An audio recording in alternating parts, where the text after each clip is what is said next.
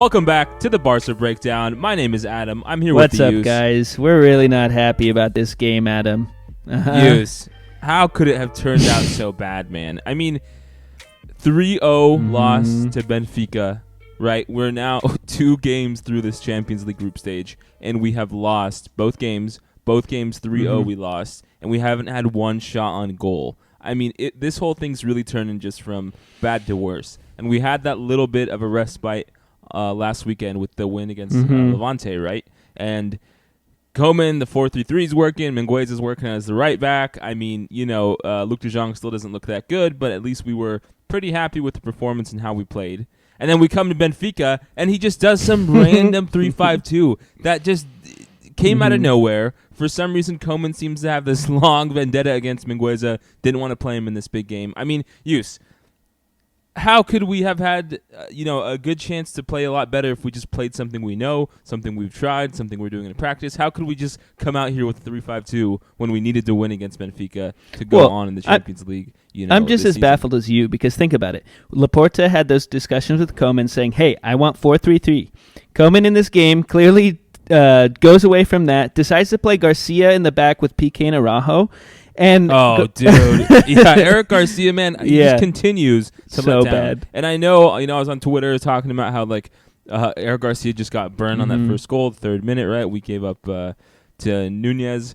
And people are correct in that Sergio Roberto is also making mistakes. But, I mean, dude, Eric Garcia got burned there. He got a second yellow later in the game on just some pretty bad fouls. And I just feel like overall, I'm not very happy with him, and I think we need to see 100%. But, again, why is he even on the roster at this point? We're supposed to be playing 4-3-3. And then moving forward, right, we, instead of having Mingueza, who performed pretty well against Levante in our 3-0 victory, then we have Sergio Roberto covering that spot. Why? I don't know. And then we have him with... Especially what's baffling is that, Sergio Roberto just came out, and Pique was saying 2 weeks ago, Sergio Roberto is not a right back or right wing back. That's he's true. Just doing it to help the team sometimes. But yet, we keep putting him in this situation, playing that position that he's not good at, that gets us all really pissed off at him at. And I just feel like there's no learning, right? As you continue through the lineup and kind of the issues Koeman's making, I feel like there's just no learning by him, and that's what's so frustrating. At the beginning of the season, if you were saying to me, hey, Barca have a worse team, they have some injury problems, it's going to be tough, I would have said, yes, that's definitely true. But just the level of play from this team so far this season is just so incredibly low, and there's no sign of any sort of improvement or any sort of, learning and understanding each other better, that it just baffles me, and I hate that everyone's so negative on social media, just doxing Koeman and telling him all this shit stuff, but he really is just not the man for the job. And how do you feel about that? I mean, you're totally on point with what you're saying. Think about it. We've had these criticisms for a while now. Time and time again, Koeman seems to deviate from a logical standpoint and decides to do something off the cuff, it seems like. And at the end of the day, we're wondering, wait, what was your plan here this whole time? Remember, we had the game with a million crosses that went nowhere. Ooh, LGJ is great at headers, better than Neymar. Okay, whatever, that didn't work. Now what are we doing? We're doing a 3-5-2 with just a... that we haven't practiced doesn't make sense this season, right? We played it a lot last season, but with a way different front team. And, we had Messi back then and Dembele, or Messi and Griezmann, not Luc de Jong as one of the two up front. There was a way higher chance that we were going to score on some chances than there were in this game. And that's what's so frustrating, is that Koeman, not only was he poor in the pre-game management, his mid-game, during the game management is also atrocious. And I feel like we just continue to see that in every aspect of the game, Koeman is just not a good coach, right? It's gotten to the point, where I'm I wish we had Valverde back. And for anyone who listened to this podcast before, when Valverde was on the team, that was a dark time for me and Use. And so, what's crazy, getting back to the mid-game management, is that, okay, we let up this early goal, but then the team kind of settles in. You have Pedri and Frankie de Jong making some nice passes. There are some chances. I think Luc de Jong and Depay could have had a better shot on goal, and we're starting to create some damage. But Pique gets a yellow, right? And then he gets another opportunity where he probably should have gotten a yellow. And it's not called by the refs, but the Benfica players are saying hey, he should get a second yellow. And so it seems because of that, Koeman in the 33rd minute immediately switches Pique out. what's so just baffling is that instead of putting in like Mingueza and then moving to a 4-3-3, which again we played last weekend and looked pretty good with Dest and Mingueza on the wings, he puts in Gavi. And he has Frankie de Jong go to the center back position, even though Frankie de Jong's been our like most potent offensive threat throughout the first 33 minutes. It's just it's like the worst of both worlds is what we're seeing right now with Koeman, and I feel like the wheels are just falling off this jalopy, and very soon will come to a halt. Yeah. Because the crazy part is we're about to play. No, dude, don't go that far too. It's too early for that. I'm not recovered from this terrible game yet. Dude, it's bad. It's getting to the point where it feels like Koeman is, and we've said this in the past, which is kind of funny. It's just coming to fruition more and more. Koeman is reactive, not proactive. Yeah.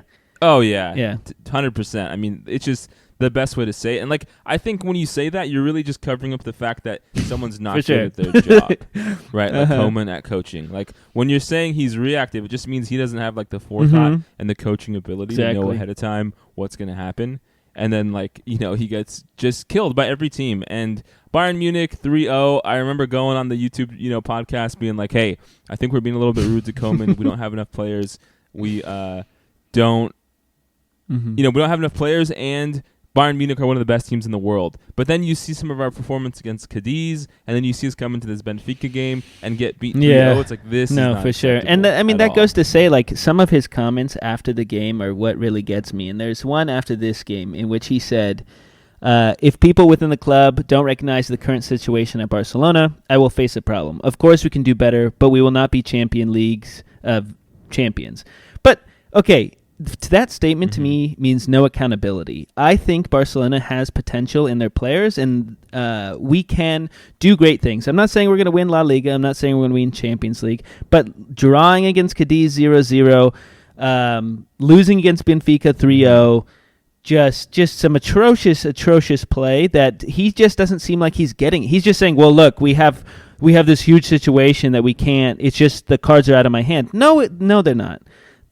Yeah, you get to the point where I think we got like against Etienne, where you're just like, what are the players even doing in practice, right? And then, thankfully, I'll give Koeman this. This is one good thing he's done so far, and it's only been 2 games. He has not played Fati, overexerted him, right, with more minutes than he can handle. But again, Pedri just came back from an injury. He came back from that crazy summer with the Euros and the Olympics and, the long season with Barca. And then he just got hurt, and Koeman has him coming back the first game, starting, playing 65 minutes. I mean, it just didn't seem like it made sense, especially when we had, Nico, Gavi, Busquets, who were really good at the weekend. Just some of the team choices really didn't make sense to me, Yus. But here's a question I have for you, right? So we always want to make sure we're covering both sides of the coin here. Like, definitely the coach is not prepared. And there are some rumors after the game that the team hadn't practiced 3-5-2 that much, and so it's understandable why things went so bad. But how much blame, if any, do you put on the players, right? Like, Erica Garcia is getting burned. Is he getting burned entirely because our defensive structure doesn't matter, or was if you just cut all that out and you take that moment, was he playing poorly? Yeah. So and then on the plus side, Frankie de Jong was moving a lot, running around, dribbling, trying to get up front to help create some goals. Pedri also had some nice passes throughout the game. So yeah, how do you kind of balance those two? And do you think any players were playing really poorly or like? Sure, I would say standard? Overall it falls on Koeman, because I feel like we had a lack of plan/structure coming into this game. Offensively, we struggled. Defensively, we severely struggled. We had Garcia just being burned, like you said, left and right. But I think if you look at some like the game and where the players are positioned during Benfica's counterattacks, especially you sent me that image on the second goal, we had less players in the box than the offensive than Benfica's attack, right? We had no players covering anybody. They just had so much room. Now, does that go to say that is that the player's fault or Koeman's fault? I feel like Koeman did not prepare them for this kind of situation. It seemed like during the times of the games, we were scrambling. We didn't have any man-to-man coverage. What were we doing? I don't know, but it wasn't orchestrated and it wasn't directed by the coach. Mm-hmm. Yeah, you're totally right, man. You look at that second goal as like the kind of thing that like is so emblematic of the whole game. It's just like there's not enough defenders in the middle of the box in front of like 10 dudes from Benfica. Mm-hmm. You know, it was just incredibly disorganized and you know, like we're saying, just doesn't seem like it's something that the team really practiced that much. And you know, you look at it, right? Eric Garcia got 2 yellows and a red. Pique got almost 2 yellows, had to be subbed out. Araujo had a penalty call, you know, at the end of the first half that you really thought was a penalty and I was questionable about. But, you know, you look at that, right? All 3 of our center backs were put into positions where, like, they had to make major fouls or almost get a penalty. That speaks to me a bigger issue. I think when the issue is widespread, it's definitely a coaching and tactical issue, right? If it was just like one player had a stinker of a game, you know, that's more understandable. But yeah, just in general, Koeman, there's no aspect of the game that Koeman is really impressing on, right? Like there's nothing that this team is doing that you're happy about. The only thing he ever had some, you know, clout for last season really was embracing the youth, which is something we hadn't seen as much with Setien or Valverde. And so where do we go from here, Yus? We got Atletico Madrid coming up this Saturday. Please hit that subscribe button, by the way, and you know, you'll get the notifications on for that game and our post-match coverage. But where do we go from here? I mean, because you're looking at at losing to Atletico Madrid, Valencia, and Real Madrid, right? I mean, we just lost to Benfica 3-0. You know, like people, I think, as we get into the scary territory of the post-Messi era, like we got to be ready for stuff to like go really haywire. Like we would never imagine losing 3-0 twice in a row in the Champions League and then losing, you know, 3 big league games in 1 month. But sure, 100%. I mean, where do we go? We really don't go anywhere. Like at this point, Koeman is not the man for the job. Yeah, exactly. Strap your boots in, boys. We're going for a big... I mean, we talked about this on the last video, and you can watch it right here. But...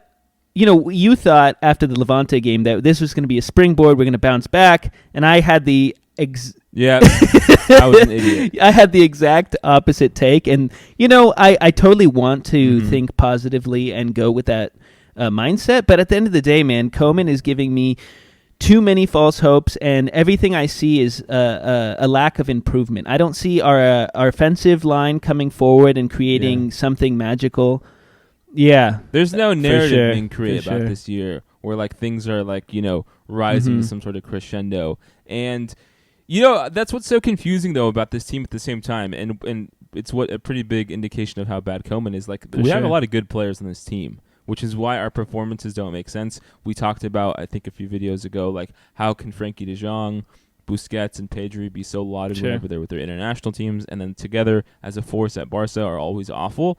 It's you know, just an indictment of Koeman, and I think him not being able to get the best out of these players. And there was a possibility we come into this game today with a 4-3-3 and we do well. You know, we build off what we did at Levante, and then you know we have a different story today, but unfortunately with Koeman, doesn't seem like that's going to happen. So I think it's a dark day that we had to face today against Benfica, Adam. I know you're bummed. I can tell it in I can tell by your voice, and usually you're more upbeat. But with that, guys, please subscribe, watch our videos. As always, we love you guys, and we hope that Barca comes out against Atletico this weekend and just puts on a better, more structured performance. But that's all we have. Thank you guys for listening. Have a good one. Thanks. Bye.